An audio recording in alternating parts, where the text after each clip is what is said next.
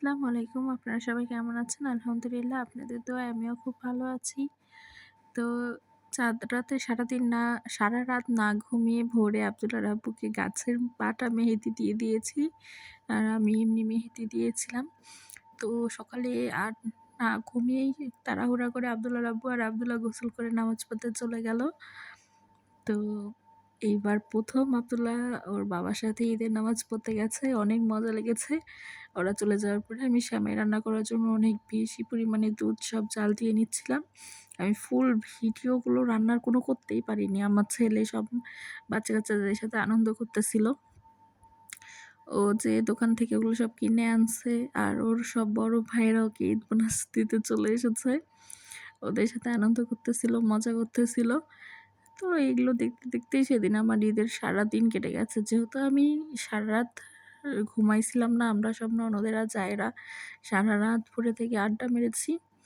তাই সকাল, সকাল সব রান্নাবান্না করে, কাজকাম করে, ছেলে একটু ঘুরলো সবার সাথে। ওদের সাথে মজা করে, খাওয়া-দাওয়া করে আমি ঘুমিয়ে গিয়েছিলাম। তাই ঈদের দিনের কোনো ফুল ভিডিওই আমার কাছে করা নাই বা করিনি। আমরা সন্ধ্যার পরে আবার একটু ঘুরতে বেরিয়েছিলাম। তো এগুলো সবকিছু করে আমি সুন্দর করে আমার রুমটা একদম চকচকা করে গুছিয়ে নিয়েছিলাম। যেহেতু ঈদ বলে কথা, ঈদের দিন ঘরবাড়িগুলো একদম পরিষ্কার না করলে ভালো লাগে না। তো আমি সুন্দর করে পুরা রুমটা সাজিয়ে নিয়েছিলাম।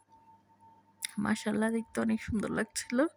আর আমার কাছে আমার ঘর, আমার বাড়িটাই অনেক বেশি আরামের, অনেক মানে খুব শান্তি। মানে এখানেই সবকিছু আমি শান্তি খুঁজে পাই।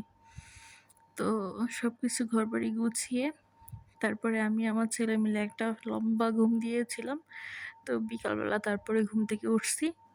ওঠার পরে আমার ননদেরা সবাই আসছিল। অনেক বেশি মজা করেছি। করার পরে সেদিন ঈদের দিন আবার খুব বৃষ্টি।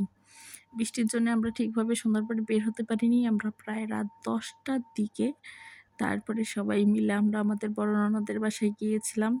ওইখানে রাতে যেয়ে খাওয়া-দাওয়া করেছি, আড্ডা দিয়েছি, মজা করেছি।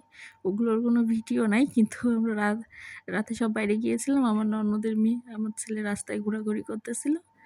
এইটুকুই। এভাবেই আমার ঈদের দিনটা কেটেছে। তো আপনাদের কাছে কেমন লেগেছে জানাবেন।